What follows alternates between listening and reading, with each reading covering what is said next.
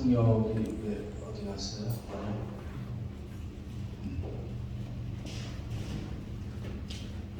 뭐 벌써 그림이 나왔습니까? 예, 이뻐요. 지금 이제 곧 벌써 허주카가 피는 그런 부분도 있고, 이제 곧 이제 절정에 이르겠죠. 12월 이제 하순이 가면서 허주카 꽃이 절정에 이릅니다. 일명 크리스마스 꽃이라고 하는 꽃이 이제 피기 시작했고요. 성탄절이 다가온다는 그런 의미가 되죠. 이 나라에서는 벌써 상점들에는 크리스마스 추리들이 전등되었습니다. 기독교 단력에 의하면 지금은 대강절이라고 합니다. 어드벤트 대강절. 대강절은 무슨 뜻이라고 그랬어요? 벌써 몇십 년 대강절을 보내고 있는데, 김현옥 권사님, 대강절이 뭔 뜻이에요? 대강 보내는 절기입니까? 죄송합니다. 앞에 있는 분에게 원래 질문을 하지 말고 맨 뒤에 앉는 분에게 질문을 해야 돼요. 왜냐하면 그래야 앞에 앉는 그 훈련을 하기 때문에. 그렇다고 맨 뒤에 앉으신 분들에게. 대강절은 고대한다, 강림을, 그런 절기. 또 누구의 강림을 기대해요? 성탄절 전에 40일을 대강절이라고 교회력에서 말합니다. 주님의 오심을 고대하는, 기대하는 그러한 절기입니다. 근데 여러분, 지금까지 무엇을 기대하며 살아오셨습니까? 올 한해 벌써 12월인데 어제 보니까 그저께인가요? 월드컵 기대가 또 생겼죠. 끝날 줄 알았는데 어떻게 포르투갈을 이겨서 우리 대한민국이 기적같이, 거의 확률이 없었는데 포르투갈을 이겨서 16강 이제 브라질과의 대결을 앞두고 있습니다. 또 기대가 생기죠.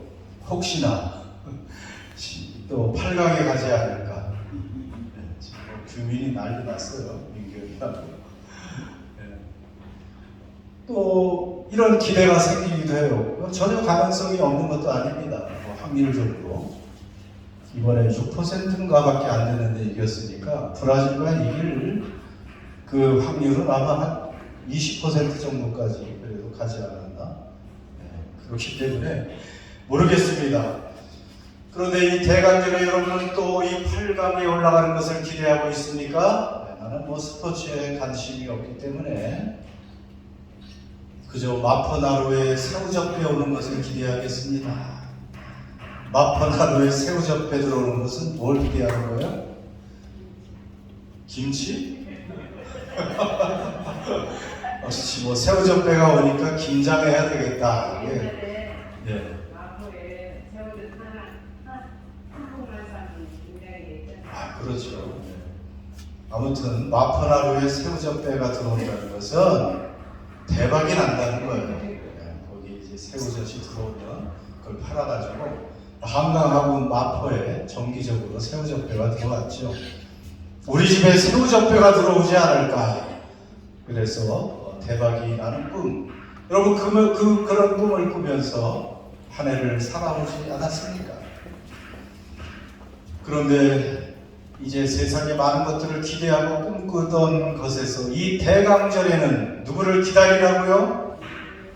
우리 주님을 기다리는 그런 절기라고 우리는 주님은 알려주고 계십니다. 여러분, 이 대강절에 우리는 무엇을 기대합니까? 또 무엇을 또 한번 생각해 봐야 됩니까? 여러분, 조금만 삐딱하게 생각하면 참 어떻게 보면 예수님을 믿는 것이 쉽지 않아요. 기독교를 믿는 것이 오히려 생각을 좀 한다는 사람이 쉽지 않은 경우가 많이 있습니다. 왜요? 어떻게 보면 약간 삐딱하게 생각하면 어떻게 이스라엘 팔레스타인 땅에 태어난 목수의 아들이, 그 아들의 죽음이 그 수많은 공간과 시간을 초월해서 인류의 죄악을 용서해 줄 수 있단 말입니까? 불가능하지 않아요? 그렇게 생각할 수도 있지요. 어떻게 죽었던 사람이 다시 살아날 수 있단 말인가? 여러분, 어떻게 예수님이 부활하셨단 말인가? 더군다나 예수님은 동정녀 탄생이잖아요. 어떻게 생물학적인 법칙을 그렇게 초월해서 인간이 태어날 수가 있단 말인가? 아버지 없이. 여러분, 이런 것들, 예수님이 물리를 걸으셨다는 거 믿습니까? 사람이 어떻게 물리를 걸어요? 그리고 어떻게 물고기 2마리, 빵 5조각을 가지고 5,000명을 먹이고 남는 이런 기적을 일으킬 수 있단 말입니까? 여러분, 이런 것이 가능합니까? 생각하면 이게 인간적으로, 과학적으로, 또 합리적으로, 이성적으로 생각한다고 하면 쉽지 않은 그러한 주장들일 수 있습니다. 그런데 어떻게 보면 이 성탄절의 메시지가 가장 또 어려운 메시지 중에 하나일 수가 있어요. 여러분, 성탄절의 메시지가 뭡니까? 성탄절의 메시지는 하나님이 인간이 되셨다. 하나님이 인간의 몸을 입고 태어나셨다. 제자로 뭐라 그래요, 그것을? 오늘 주보에 나온 제목. 성육신. 하나님이 육체를 입으셨다. 하나님이 사람이 되었다. 이것이 성탄절의 메시지 아닙니까? 이제 오늘부터 주보의 그림이 바뀌었죠? 네. 마구간에 태어나신 예수님, 그분은 누구라고요? 하나님이십니다. 하나님이 사람이 되셨다. 하나님은 전능하신 분인데 온 우주를 창조하신 그 위대한 분이 어떻게 인간이 되셨을까요? 어떻게 그냥 인간도 건장한 청년이 된 것도 아니고 어떻게 태어나셨어요? 가장 무기력한 갓난아이로 태어나셨단 말입니다. 여러분이 갓난아기들 다 안아보셨죠? 그 힘없고 그 연약하고 부모의 도움 없이는 생존할 수 없는 그런 상태로 예수님이 태어나셨단 말입니다. 그분이 하나님의 아들이란 말입니다. 그래서 여러분, 이 성육신의 비밀을 우리가 이해할 수 있으면 하나님이 사람이 되신 그 놀라운 일을 믿을 수 있다면 다른 기적이야 너무 쉬운 거 아니에요? 하나님이 사람이 되셨기 때문에 나머지는 다 가능한 거예요. 죽었다가 살아날 수도 있고 오병이어의 기적도 무리를 걸어가는 기적, 이것은 하나님이기 때문에 예수님은 어려운 일이 아닌 것이죠. 자, 물론 이것을 우리가 과학적으로 이성적으로 논증할 수는 없습니다. 하나님의 크심과 신비를 인간의 머리로 다 이해할 수는 없죠. 제가 가끔 말한 적이 있는 것 같습니다. 그 수학적인 논리로도요. 자, 수학에서 유한이 큽니까? 무한이 큽니까? 당연히 무한이 크죠. 인피니티. 무한은 끝이 없는 거예요. 유한은 한계가 있는 거예요. 그러니까 당연히 무한이 크지요. 그러면 무한이 유한을 포함할 수 있습니까? 아니면 유한이 무한을 포함할 수 있습니까? 이렇게 물어봅니다. 그렇죠. 무한이 유한을 포함하지 유한은 무한을 포함할 수가 없어요. 하나님은 무한한 하나님이시고 인간은 너무나 제약이 많은, 한계가 많은 유한한 인간입니다. 그런데 어떻게 감히 인간이 그 무한한 하나님을 다 이해하고 분석하고 그 하나님을 그래야 믿을 수 있다고 말하는 것은 이것은 말이 안 되는 것이죠. 아주 교만한 것입니다. 그러므로 하나님은 우리의 이해와 분석의 대상이 아니고 믿음의 대상인 거예요. 믿음의 대상입니다. 이것을 우리가 분명히 알고 시작을 해야 돼요. 그래서 내가 최대한 내 머리로, 내 지성으로, 이해로 하나님을 분석하고 그 하나님의 말씀을 과학적으로 이해하려고 하면 하나님은 그렇게 이해되는 분이 아닙니다. 자, 오늘 말씀 중에 그래서 이 대림절에 우리가 읽어야 될 그 말씀은요, 오늘 요한복음 그래서 이 대강절에 한번 우리가 다시 한번 분석해야 돼요. 읽어야 될 말씀입니다. 1절에서 3절을 다시 한번 우리가 읽어보겠습니다. 시작. 태초에 말씀이 계시니라. 이 말씀이 하나님과 함께 계셨으니 이 말씀은 곧 하나님이시니라. 그가 태초에 하나님과 함께 계셨고 만물이 그로 말미암아 지은 바 되었으니 지은 것이 하나도 그가 없이는 된 것이 없느니라. 아멘. 그리고 태초에 무엇이 계셨다고요? 말씀이 계셨다. 예.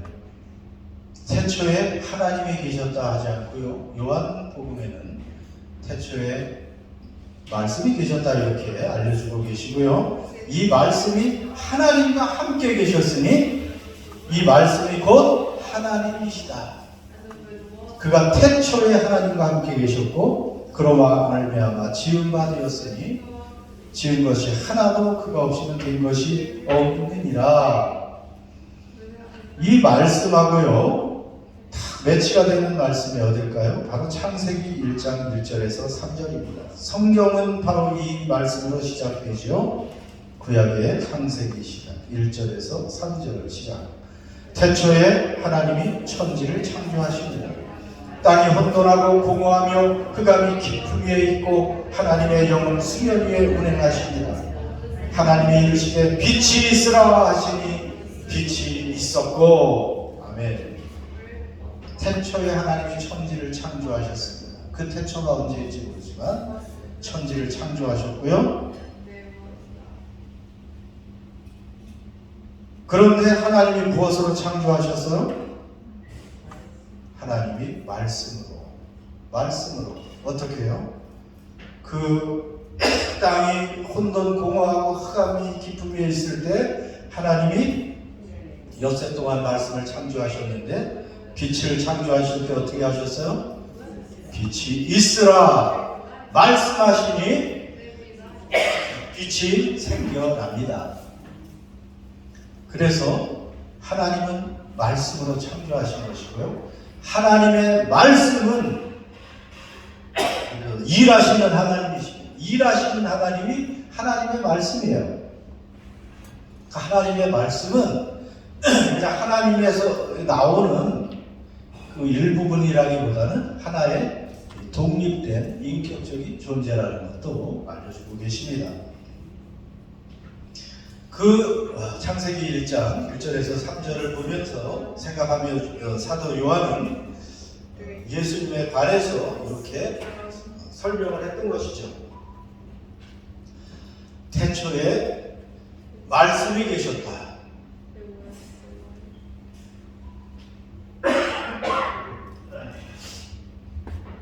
태초에 이 말씀이 바로 하나님과 함께 계셨고 말씀이 곧 하나님이셨다. 그래서 이 말씀으로 일하시는 하나님의 이 말씀으로 이 모든 것을 창조하셨고 그 말씀이 바로 사람이 되었다고 설명하고 있습니다. 좀 더 자세히 살펴보면요, 이 태초에라는 말은 요한복음의 태초에는 천지 만물이 지어지는 그 창세기의 태초보다 더 한참 전에 태초를 의미합니다. 어떻게 보면 우리가 상상할 수도 없는 영원을 얘기하는 거예요. 영원 전에 말씀이 계셨다. 그런 말씀과 같습니다. 다른 모든 것이 존재하기 전에 하나님의 말씀은 이미 계셨다. 이해가 갑니까? 네, 뭔가 가물가물하셔도 이해하려고 애를 써보시기 바랍니다. 그런데 태초에 계신 이 말씀이 누구와 함께 계셨다고요?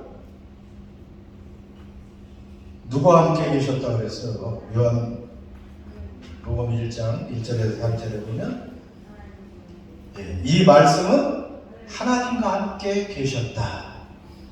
그냥 하나님이라고 말하지 않고 하나님과 함께 계셨다. 하나님과 함께 계셨다는 것은 이 프로스턴 태원 이렇게 말하는데, 프로스는 하나님과 마주대하고 있었다, 이런 의미가 정확히는. 그래서 하나님과 마주대하고 있는 그 말씀은 하나님의 인격이다, 인격이 있는 분이라고, 하나님의 인격성이라는 것을 의미하고 있습니다. 그래서 이 하나님의 말씀은 하나님과 영원전부터 이렇게 한 인격으로서 하나님과 친밀한 교제를 나누는 그런 관계셨다는 것을 알려주고 있는 부분이에요. 하나님과 함께 계셨다. 또 그래서 이 말씀이 곧 무엇이라고요? 이 말씀이 곧 사실은 하나님이시니라. 그럼 하나님이 계시고 이 말씀이 계셨는데 말씀이 또 하나님이시라 그러니까 지금 하나님이 몇 분이에요 벌써? 일단은 두 분으로 보이죠. 두 인격체가 나타나는 거예요. 우리 보면 벌써. 그래서 하나님은 몇 위라고 그랬죠? 삼위일체 트리니티라고 그러잖아요. 그래서 성부 하나님이 계시고 여기 지금 성자 예수님에 관한 것을 알려주고 계시고요. 이제 나중에는 성령에 관한 하나님의 말씀이 나오는데, 그래서 여기 이 말씀이 이격이신 세컨드 퍼슨이신 예수님에 관해서 예수님이 하나님이시라는 사실을 알려주는 아주 중요한 본문입니다. 그래서 말씀이신 예수님은 하나님과 동등한 분이시고 동등한 존재라는 것을 알려주고 계시죠. 그 다음에 3절에 보면 만물이 그로 말미암아 지은 바 되었으니 지은 것이 하나도 그가 없이 된 것이 없습니다. 그러니까 모든 만물은 누가 지었다고요? 누가 지었어요? 구체적으로 오늘 하나님이에요? 말씀이에요? 말씀이 결국은 지은 거예요. 하나님은 계획하셨고요. 말씀이 실제적으로 모든 것을 만들었는데 바로 그 말씀이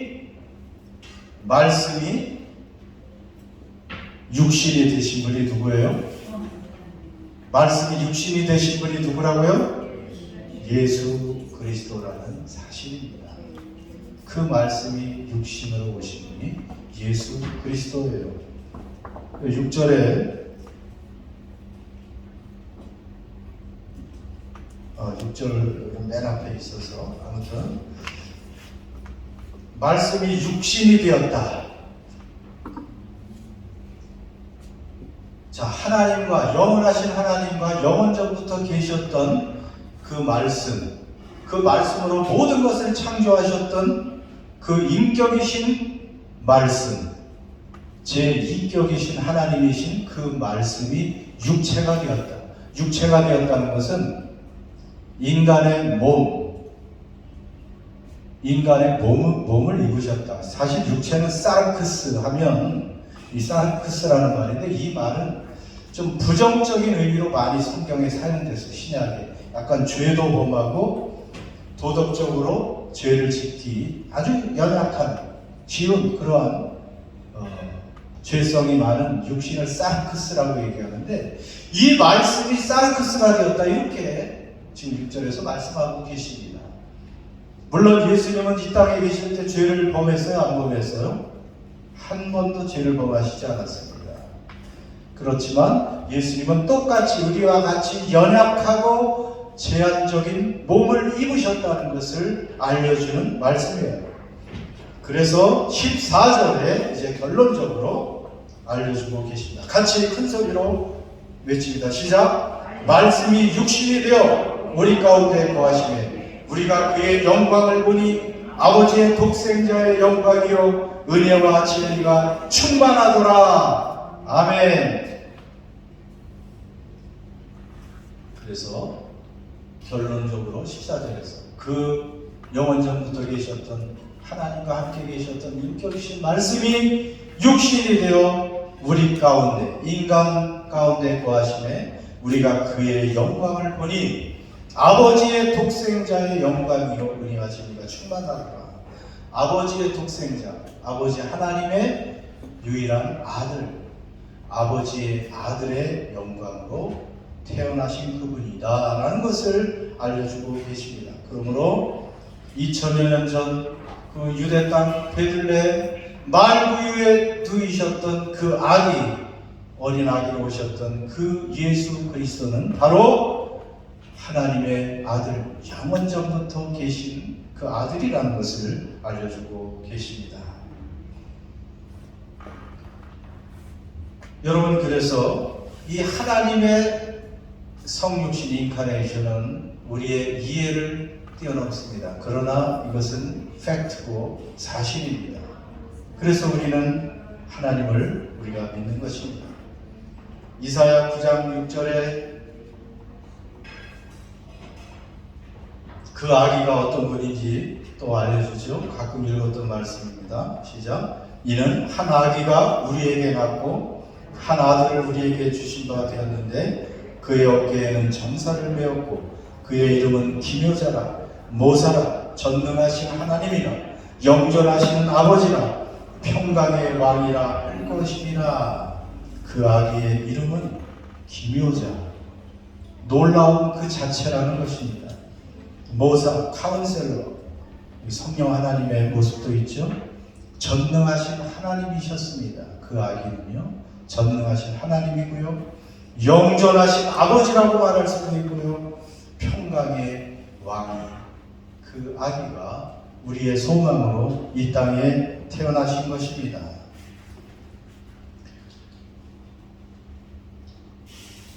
이렇게 영원하신 말씀이 이 세상의 만물을 지으신 그 창조자이신 예수가 이 땅에 사람으로 오실 수 있었고 오셨다면 기적이나 부활은 아무것도 아닌 것이죠. 여러분, 예수님의 그 탄생은 정말로 우연히 탄생한 것도 아니고 하나님의 그 세밀한 계획과 약속에 의해서 탄생하셨다는 것을 또 수학적으로도 이 피터 스토너라는 학자가 여러분 증명한 것이 있습니다. 자, 예수님께서 이 땅에 태어나신 것이라는 것은 벌써 1000년 전에 예수님 탄생하기 어떻게 보면 창세기부터면 수천 년 전부터 예언된 그러한 사건입니다. 그냥 우연히 예수님이 이 땅에 태어나신 것이 아니고요. 거의 성경에 보면 60가지 이상의 예언이 있습니다. 그 예수 그리스도가 이 땅에 메시아로 인간의 구원자로 태어날 것이라는 것, 하나님께서 보내셔서 어떻게 살고 어떻게 죽임을 당하고, 그러니까 어떻게 태어나고 어떻게 살고 어떻게 죽임을 당하고 부활할 것인가를 예언한 것이 60개 이상이 있고요. 그런데 그 60개를 다 하지 않고 그 중에 8가지의 예언이 한 사람 예수의 탄생에 적용될 확률이 얼마인가 생각해 보면 10의 17승, 10의 17승, 그러니까 10의 꼭대기에 17이 붙은 그 엄청난 숫자입니다. 그 확률의 1이라고. 그래서 이것을 10의 17승이면 여러분이 숫자적으로 그것을 카운트할 수 없으니까 그것을 어떻게 설명을 했느냐 하면 그 모든 예언이 예수님께 맞아떨어질 확률을 어떻게 10의 17승을 어떻게 설명했냐면, 여러분 미국에서 제일 큰 주가 50개 주에서 제일 큰 주가 어딘지 아세요? 상식이 또 많으면 좋습니다. 텍사스 주라는 곳이에요. 텍사스 주는 얼마나 그 한 주가 얼마나 크냐 하면 프랑스보다도 크고 대한민국의 남한의 7배, 한반도의 3.2배가 돼요. 그렇게 큰 한 주가 뉴질랜드의 2배 이상이 되겠죠. 북선, 남선을 다 합친. 아예 그냥 뉴질랜드라는 게 좋겠네요. 뉴질랜드의 그 남섬부터 막힌 2배의 그 땅덩어리에 동전을 쫙 뿌립니다. 동전으로 거기를 다 채워요. 뭐 1달러짜리 동전으로 다 채웁니다. 그것도 그냥 바닥에 까는 게 아니고 2피트, 그러니까 약 60cm 높이로 뉴질랜드 2배 땅덩어리에 동전을 쌓습니다. 그 얼마나 많겠어요. 그게 10의 17승 정도의 숫자인 것이에요.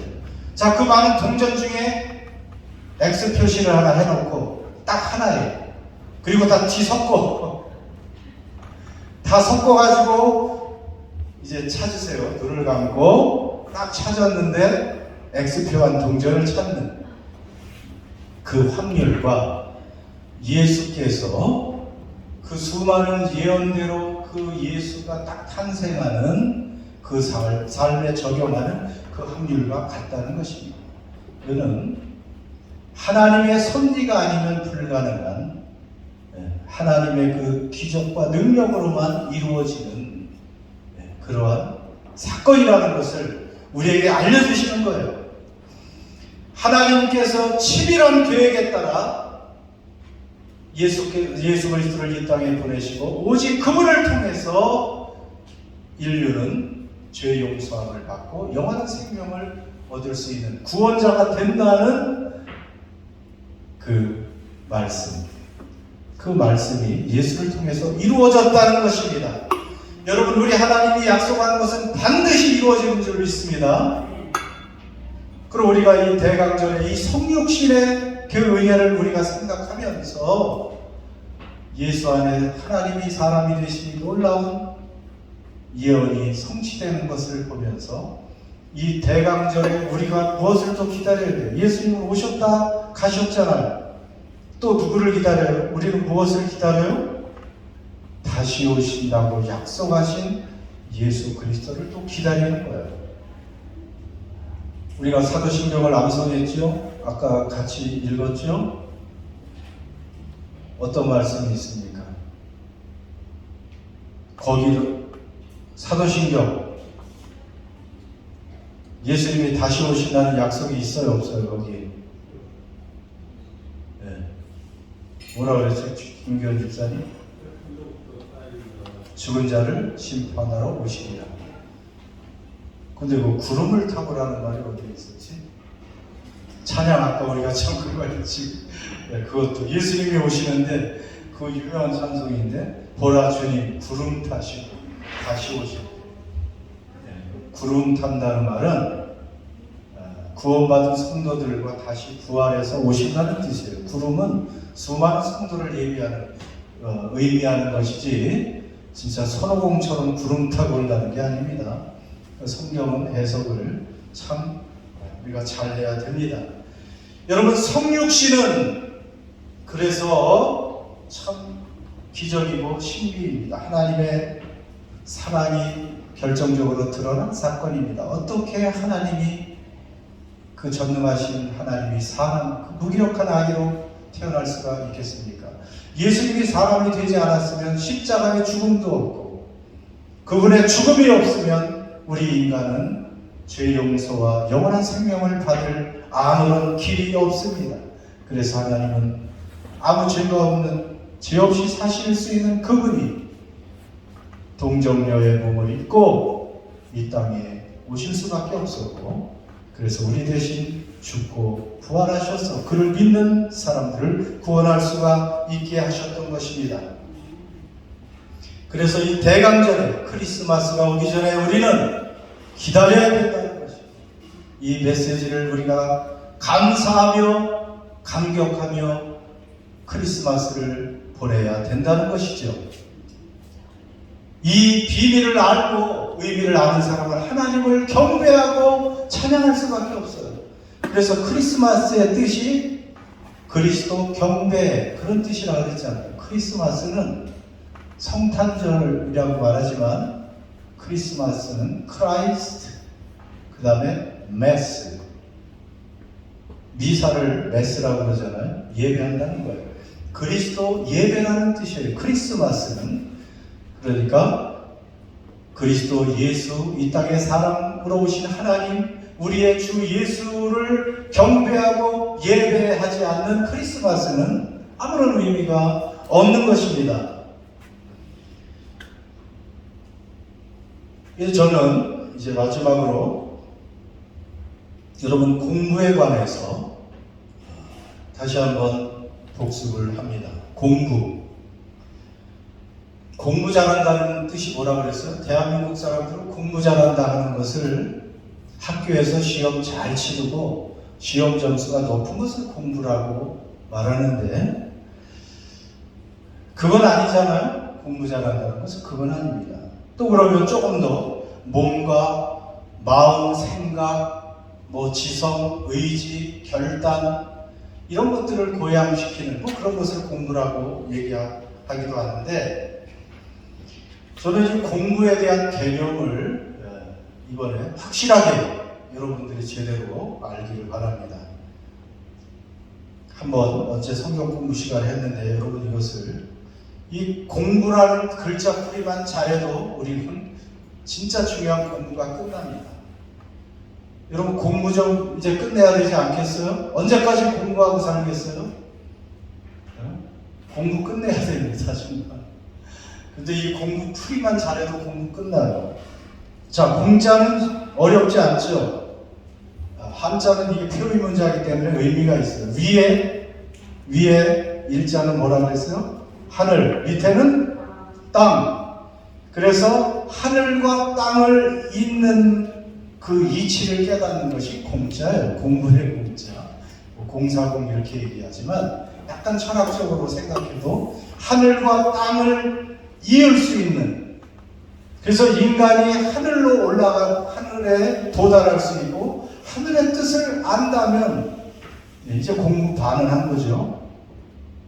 근데 부자, 이 부자를 풀이한 사람이 없는데 제가 이것을 풀이했습니다. 오늘 기도하다가 이렇게 풀이하는 것은 세상에 없는데, 근데 가짜가 아니에요.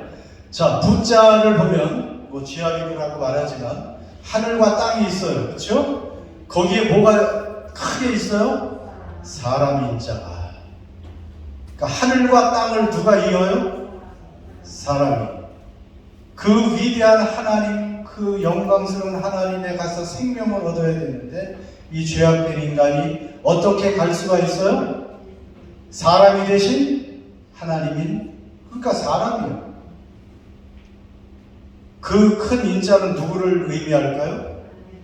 누구? 예수. 사람 대신, 하나님이 사람 대신 인간.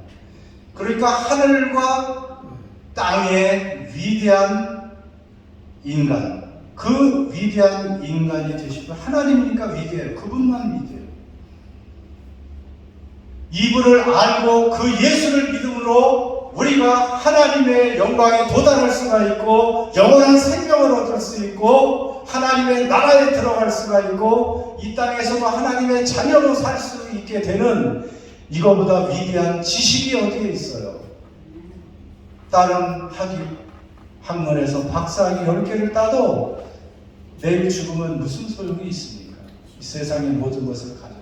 그런데 이 지식, 이 공부, 하늘과 땅을 위대한 인간인 예수가, 하나님이 사람이 된 그 인간이 연결해 주는데 그 예수를 통해서 우리 하나님께 갈 수 있습니다. 그래서 요한복음 14장 6절 내가 곧 길이요 진리요 생명이니 나로 말미암지 않고는 아버지께로 갈 자가 없느니라. 여러분, 그래서 이제 공부 한자로 쓰면서 다른 분에게 설명해 줄 수 있겠어요? 네. 여기에 복음이 다 들어가 있어요. 보니까 공부하는데 자녀들에게 공부하라고 할 필요 없이 이것만 알려주면 제일 중요한 공부입니다. 다른 공부 아무리 잘해도 이 공부 못하면, 이 의미를 모르면 아무 소용이 없습니다. 쉬운 한자지만 여러분 이 공부를 잘 풀이해 주기를 바랍니다. 그래서 여러분 마지막으로 대강절의 의미는요, 고린도후서 8장 9절에서 잘 설명해 주고 있습니다. 같이 읽습니다. 우리 주 예수 그리스도의 은혜를 너희가 알거니와 부요하신 이로써 너희를 위하여 가난하게 되심은 그의 가난함으로 말미암아 너희를 부요하게 하려 하심이라. 여러분, 예수님만큼 부요하신 분이 계십니까? 이 모든 만물을 만드신 분이고 그분은 그 모든 만물 위에 군림하시면서 그 모든 영광을 받아야 될 그분이 그 영광과 존귀와 부요함을 다 버리고 떠나서 이 땅에 가난한 목수의 아들로 태어나시고 말구유로 오신 예수님. 그 이유가 뭐라고요? 그 목적이 그의 가난함으로 말미암아 누구를? 그 믿는 우리를 부유하게 하려 하십니다. 여러분, 부유하십니까? 그분의 그 비우신 만큼, 내어주신 만큼 우리는 부유한 자임을 믿으시기 바랍니다. 그래서 대강절의 성탄절의 정신은 이런 거예요.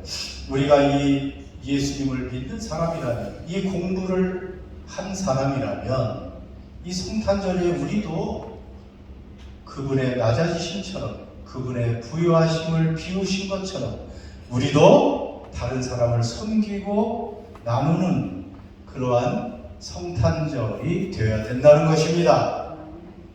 한 가지 더 하나 있는 그 말씀을 읽습니다. 마지막에 있는 말씀 시작. 인자가 온 것은 섬김을 받으려 함이 아니라 도리어 섬기려 하고 자기 목숨을 많은 사람의 대속물로 주려 함이니라. 아멘. 예수님은 그 하나님의 아들임에도 불구하고 섬김을 받으려 오신 것이 아니고 섬기러 오셨고 목숨을 많은 사람의 대속물로 제물로 주기에 오셨다는 것입니다.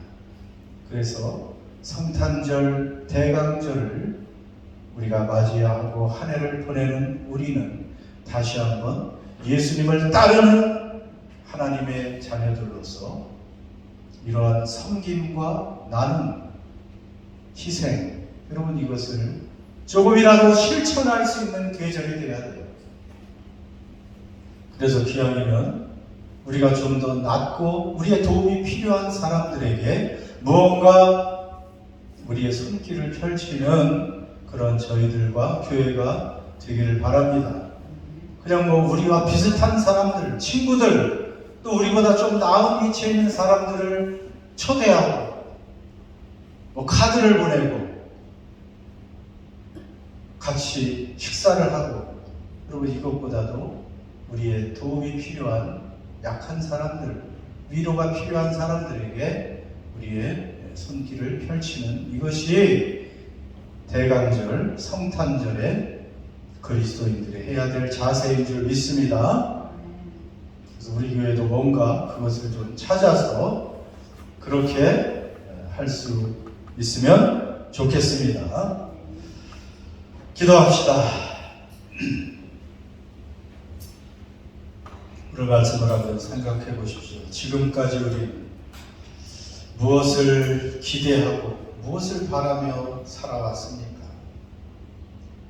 지금은 대강절입니다. 주님의 오심을, 우리 주님을 다시 한번 사모하며 고대하고 기다려야 되는 절기입니다.